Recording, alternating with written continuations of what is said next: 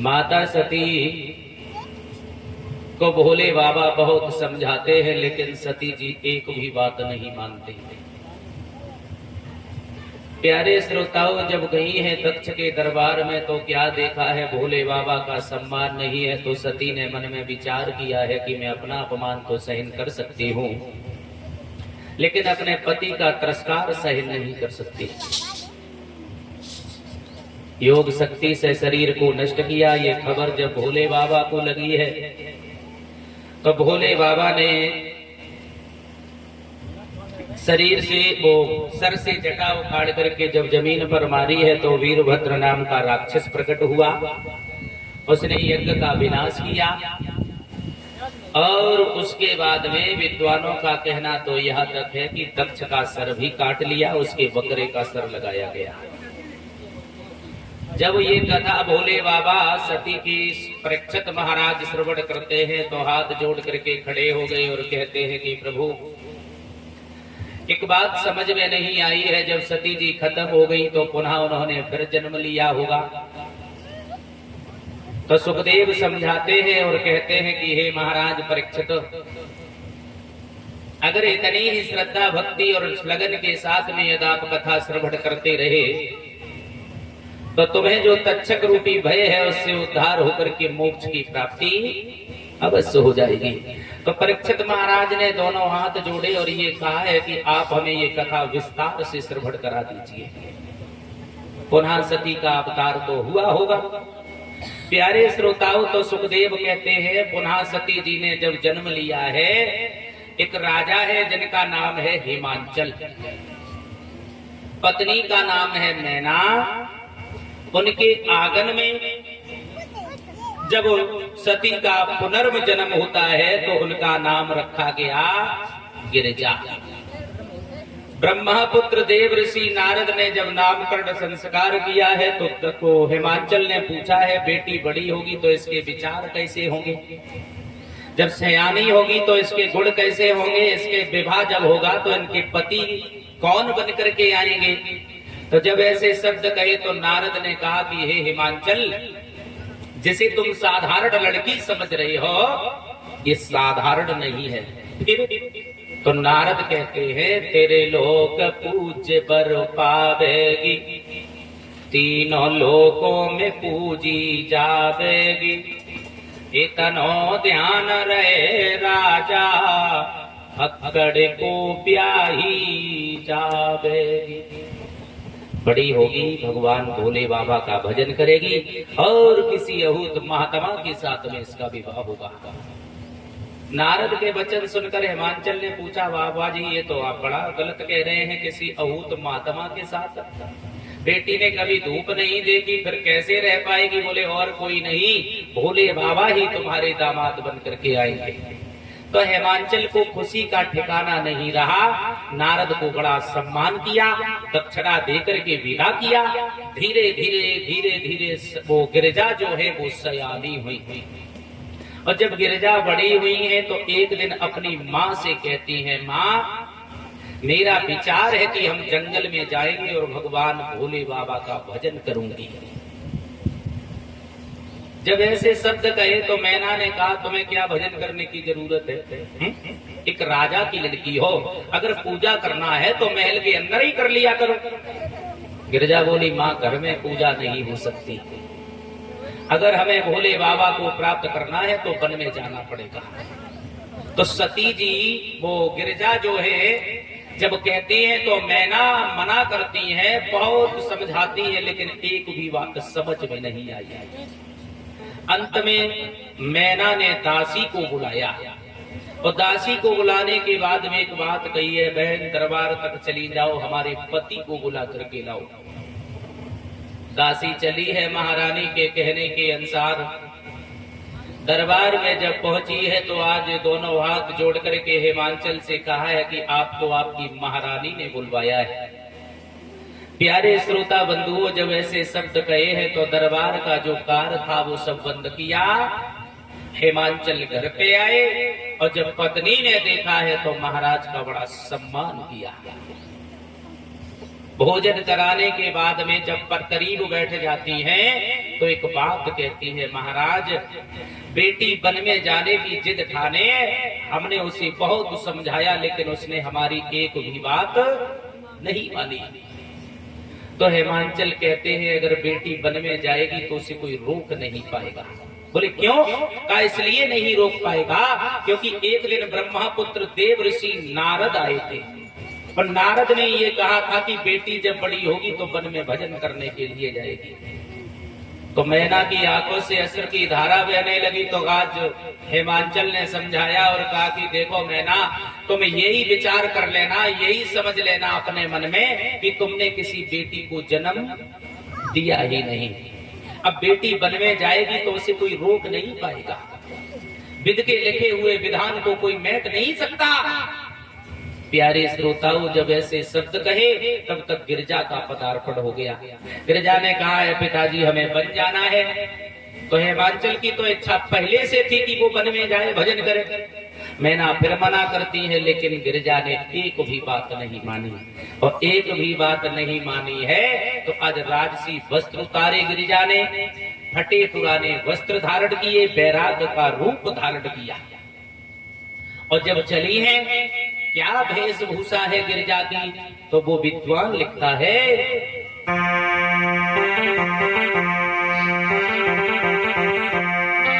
जब चली है ना तो कवि लिखता है कि लली बैराग में हुई गई उमा की गिरजा बैराग में हुई गई।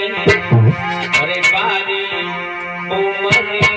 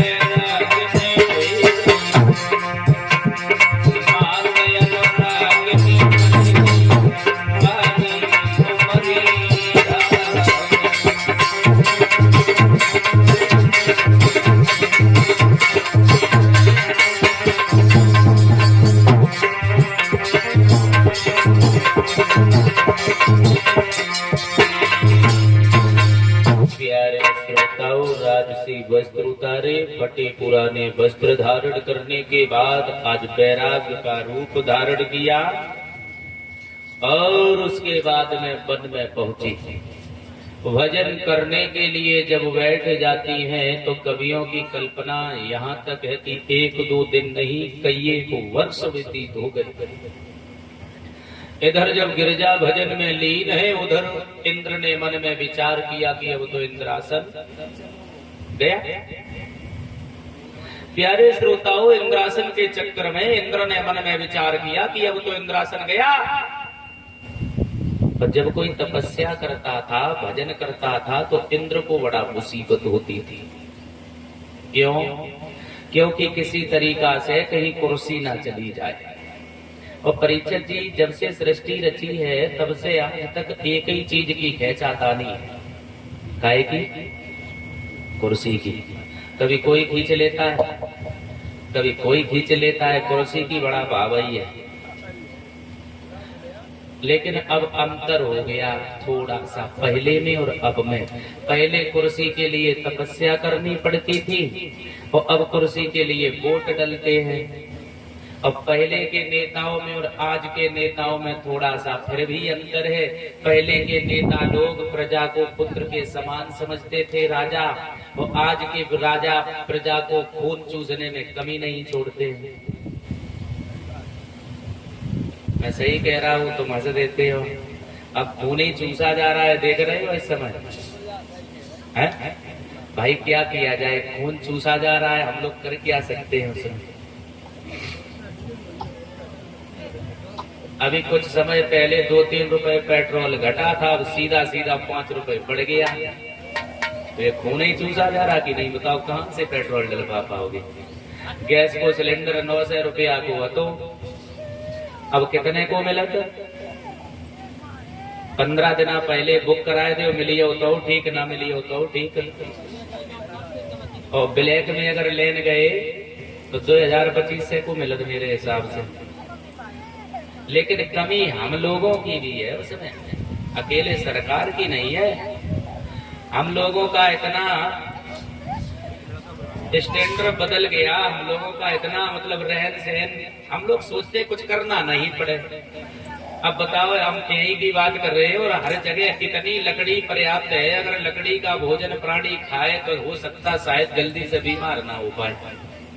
अब खाओ गैस की रोटी तो फिर बीमार तो हो गई, और फिर व्यवस्था हर काम गैस से ही हो गया तो फिर महंगाई तो हो जाएगी। क्या करना है इन बातों से छोड़ो, ये राजनीतिक मंच नहीं है ना, हमें वोट मांगना है। गिरिजा जब तपस्या करने के लिए बैठी, इंद्र ने अप्सराओं को भेजा तपस्या डिगाने के लिए, लेकिन कुछ नहीं कर पाया। इधर गिरिजा तो तपस्या में लीन है, उधर एक दिन का जिक्र है कि भोले बाबा भी समाधि में लीन है। अब इंद्र असमंजस में है, अगर कि इंद्र ये सोचता है गिरिजा तपस्या में सफल हो गई तब भी इंद्रासन गया, और भोले बाबा अगर तपस्या में सफल हो गए तब भी इंद्रासन गया, क्या करे? तो उसने कामदेव को भेजा भोले बाबा के करीब। कामदेव को जब भेजा तो कामदेव ने उस वन में अपनी माया को फैलाना प्रारंभ किया। और जब माया फैलाई, अनेकों उपाय किए, लेकिन भोले बाबा की समाधि नहीं खुलवा पाया। और जब समाधि नहीं खुली, कामदेव वापस चला गया। और कामदेव वापस गया, इंद्र ने पूछा डिगाए तपस्या को? तो कामदेव बोला मैंने अनेकों उपाय किए, लेकिन भोले बाबा के ऊपर कोई असर नहीं पड़ा। तो कामदेव को इंद्र ने फिर भेजा। कामदेव अपनी पत्नी रति को लेकर के गया, और जब रति को लेकर के गया है तो आज भोले बाबा के ऊपर अनेकों उपाय करता है, लेकिन फिर भी तपस्या को नहीं दिखा पाया। अंत में विद्वानों का कहना तो ये है कि उसने धनुष पर एक कुसुम नामक बाण रखा, और ज्यों ही छोड़ना चाहा, भोले बाबा का तीसरा नेत्र खुला, कामदेव जल करके भस्म हो गया। और जब कामदेव जल करके राख हो गया, भोले बाबा की समाधि खुल गई। कामदेव की पत्नी रति जो है वो रोती है, तो भोले बाबा समझाते हैं कि हे रति, इस जन्म में तो तुम्हारे पति से तुम्हारी भेंट नहीं हो सकती, लेकिन अगले जन्म में तुम्हारे पति से तुम्हारी भेंट अवश्य होगी। प्यारे श्रोताओं, इधर भोले बाबा की समाधि तो खुल गई। एक दिन सप्तऋषि जो है वो भोले बाबा के दर्शन करने के लिए कैलाश पर्वत पर पहुंचे। और जब कैलाश पर्वत पर पहुंचे हैं, भोले बाबा से कहा है कि प्रभु एक बात बताओ, सती जी को खत्म हुए काफी समय हो गया और तुमने अभी तक विवाह के बारे में कोई विचार नहीं किया। अकेले कैलाश पर्वत पे तो अच्छा लगता नहीं होगा। तो भोले बाबा बोले हैं, सप्तऋषियों, मैंने जब जब विवाह किया तब तब हमारी पत्नी हमें छोड़ करके चली गई। मेरा विचार तो अब ये है कि हम विवाह नहीं करेंगे। सप्तऋषि बोले विवाह नहीं करोगे तो कैलाश पर्वत पर अकेले कैसे रहोगे?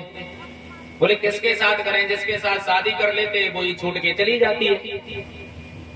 तो सप्तऋषियों ने कहा गिरजा तो तुम्हारे ही नाम की माला जप रही है।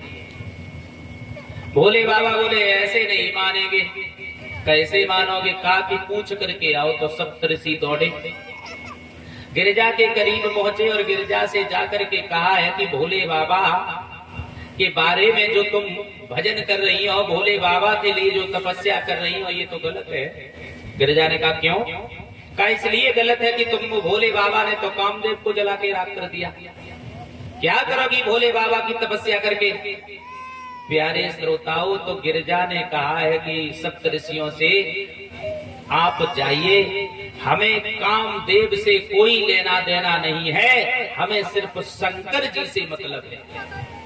सप्तऋषि लौट के आए, भोले बाबा से गिरजा के बारे में कहा है। तो गिरजा ने कहा जो बात कही थी वही भोले बाबा को जब कही तो भोले बाबा विवाह के लिए तैयार होते हैं। और जब विवाह के लिए तैयार हुए भोले बाबा, देवता लोग एकत्रित हुए, देवियां भी एकत्रित हुई, सप्तऋषि भी एकत्रित हैं, ब्रह्मा पुत्र देव ऋषि भी नारद उपस्थित हैं। अब भोले बाबा से देवियों ने कहा कि भोले बाबा जब दूल्हा सजाया जाता है ना, तो सबसे पहला काम हल्दी का होता है। अब इस कैलाश पर्वत पर भोले बाबा मन में विचार करते हैं, सभी देवताओं से देवियों से कहते हैं हल्दी यहाँ कहाँ रखी वन में है? यहाँ हल्दी तो नहीं है। तो देवता और देवी लोग, देवियां जो हैं वो सब चुप रहे। काफी देर भोले बाबा भी शांत खड़े रहे। उसके बाद में भोले बाबा ने क्या किया? हल्दी के बदले में पूरे शरीर से भस्म लपेटी, यज्ञ की राख पूरे शरीर से भस्म लपेटी। और भोले बाबा ने कहा कि अब बताओ दूल्हा बनने में कोई और कमी रह गई? तो कहा कि प्रभु जब दूल्हा सजाया जाता है ना, तो सर पे मोहर होना चाहिए। अब भोले बाबा फिर चक्कर में पड़ गए, अब सर पे मोहर है कहां से आए? कैलाश पर्वत पे तो कोई बाजार भी नहीं है, कहां से लाई जाए? तो एक बड़े फन वाले नाग को पकड़ा, मस्तक से लपेट लिया, फन ऊपर को कर दिया, दूर से मोहर जैसा दिखाई देने लगा। भोले बाबा ने पूछा और कोई कमी? का हाथ में कंगन, एक पतली सी नागिन पकड़ी, कलाई से लपेट ली, ऊपर से बिच्छू चिपका दिया। बोले और कुछ? कहा प्रभु दूल्हा बनने में तो कमी नहीं रही, लेकिन वस्त्र तो होने चाहिए। भोले बाबा कहने लगे वस्त्र कहां से आए? तो आज कमर से मृग की छाला को लपेट लिया। बोले और कुछ? कहा कि जब दूल्हा जाता है तो बारात होनी चाहिए भोले बाबा। अब भोले बाबा चक्कर में पड़े, कैलाश पर्वत पे बारात कहां से आए? फिर उन्होंने एक आवाज लगाई कैलाश पर्वत पर खड़े होकर के कि हमारे इस कैलाश पर्वत पर बसने वाले जितने भी भूत प्रेत हैं, आज हम शादी करने के लिए जा रहे हैं। आप सभी लोग हमारी बारात में चलने के लिए तैयार हो जाओ। प्यारे श्रोताओं, जितना कैलाश पर्वत के आसपास प्रेत रहते थे वो सब बारात में जाने के लिए तैयार। नारद ने मन में विचार किया, जे अच्छा काम हुआ। भूत जैसे हो करके यहाँ नाच रहे हैं, ऐसे ही वहां नाचेंगे।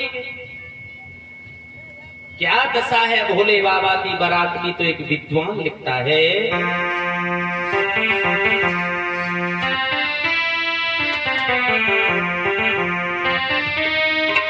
कि कछु रुंड बिना कछु मुंड बिना, कछु 20 रुंड